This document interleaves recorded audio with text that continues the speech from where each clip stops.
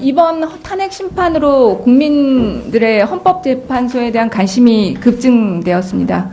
그러니까 한 명의 헌법재판관이 정말 얼마나 헌법수호와 법치주의를 지키는 데에서 큰 자리를 차지하게 되는지 깨닫게 되었습니다.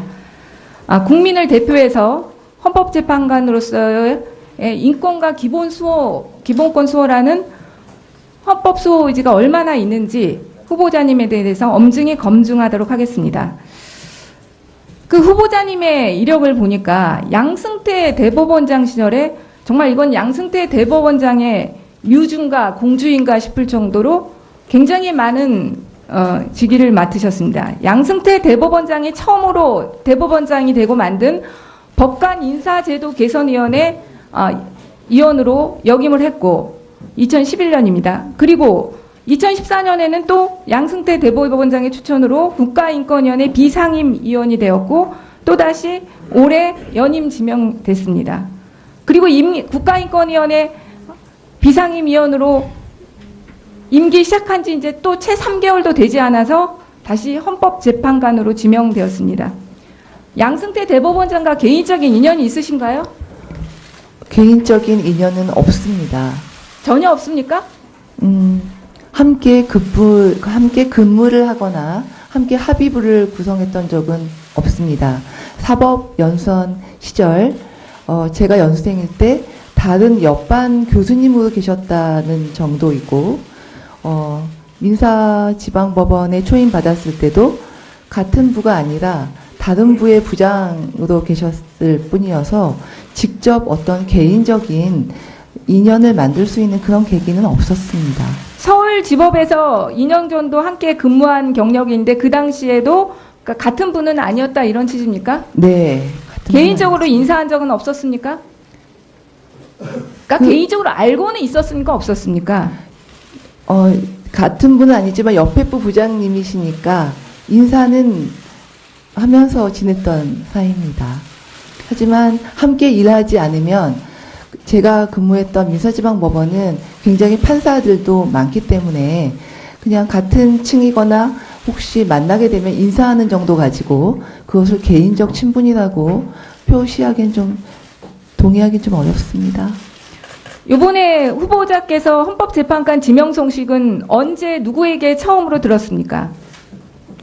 헌법재판관 지명 소식이 아니라 헌법재판관으로 지명하는 후보자로서 제안을 하는 것을 들었습니다. 그러니까 그 제안은 언제 누구에게 들었냐고요, 처음으로. 예. 고영한 행정처장님으로부터 들었습니다. 2월 하순으로 기억합니다.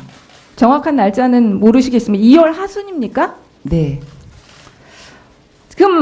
그러면 고영한 법원 행정처장이 예. 우리 법사위에 나와서 탄핵 선고 심리 지연의 빌미가 될 우려 때문에 헌법재판관 지명이 늦어지고 있다. 그러면서 그때까지는 결정이 되지 않은 것처럼 했는데 정확한 날짜는 모르시겠어요? 고영한 행정처장에게 들은 것은? 예, 왜냐하면 저한테도 행정처장님이 지명이다라는 얘기를 하신 것이 아니라 한번 검증을 해보고 싶은데 자료를 제출할 수 있겠느냐라는 것이었지 고영한 행정처장님이 저에게 지명한다라고 얘기하신 적은 없습니다. 양승태 대법원장과 헌법재판관 지명에 대해서 통화한 적은 없습니까? 예, 통화한 적은 없습니다. 저는 다 고영한 행정처장님을 통해서 들었습니다. 본인이 이렇게 양승태 대법원장 시절에 계속적으로 양승태 대법원장이 추천하는 인사에 추천되는 이유가 뭐 있다고 생각하십니까? 글쎄요, 저로서는 지금 말씀하신 몇 가지 직위에 대해서 왜 저를 대법원장님께서 추천하셨는지에 대해서는 솔직히 알지 못하고 있습니다. 다만 추측을 할 뿐입니다. 근데 추측을 말씀드려서는 안 되는 것 아닌가요? 추측이 뭐예요?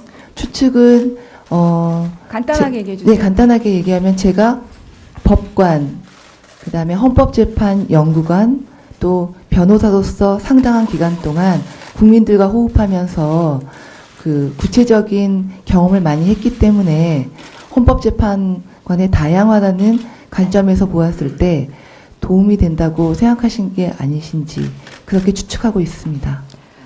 후보자께서 변호사로 근무하는 동안 맡으신 사건들을 살펴보면 문제되는 사건들이 많았습니다. 그 중에서 한 가지 일단 말씀드리겠습니다. 네. 후보자께서 2017년 2월 사회복지사업법의 일부 조항이 법인 운영의 자유를 침해한다고 주장한 이혼 소송에서 당시 담당 변호사로서 대리인 맡으셨죠?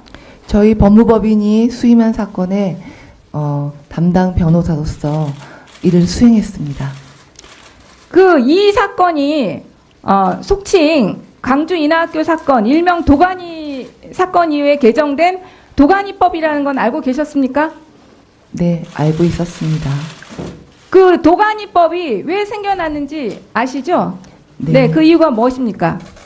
그것은 사회복지법인에 계신 분들의 기본적인 인권을 보호하기 위해서 생겨난 법이라고 알고 있습니다. 도가니 사건에 대해서도 자세히 알고 계시죠? 예. 네, 어떤 사건이죠? 제가 영화를 봐서 알고 있습니다. 그 해당되는 보육원의 감독 책임자들이 그 옳지 않은 그런 행위를 한 것이었습니다. 옳지 않은 정도가 아니죠. 7세부터 22세까지 남녀 장애 학생들에게 자행된 비인간적인 아동학대 및 집단 아동 성폭행 사건 아니었습니까? 맞습니다. 그런 도가니 사건이라는 것을 알면서도 이 사회복지사업법 개정을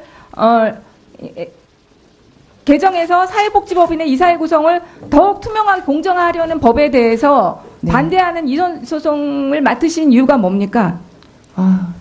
제가 조금 말씀드려도 되겠습니까? 저는 도가니법의 제정 취지에 대해서 반대하지 않습니다. 의원님께서 정확하게 지적하신 것처럼 제소되어 있는 장애 아동들에 대해서 굉장히 안 좋은 그런 성적인 학대가 있었습니다. 그래서 도가니법이 만들어진 취지에는 굉장히 공감합니다. 그런데 우리나라 그 사회복지는 기본적으로 아직 국가가 모든 것을 다 해주는 것이 아니라 민간복지에 의존하고 있습니다. 민간복지를 하고 있는 사회복지단체 입장에서 봤을 때는 일부 도가니법이 나오게 되는 그러한 사건을 만들어낸 법인들도 있지만 그렇지 않은 법인들 입장에서 이 만들어진 조항들이 민간 복지의 자율성을 침해하는 것은 아닌지라는 문제 제기를 듣고 한번 헌법재판소에 의견을 제출해서 판단을 받아보고 싶다는 취지에서 하게 되었습니다.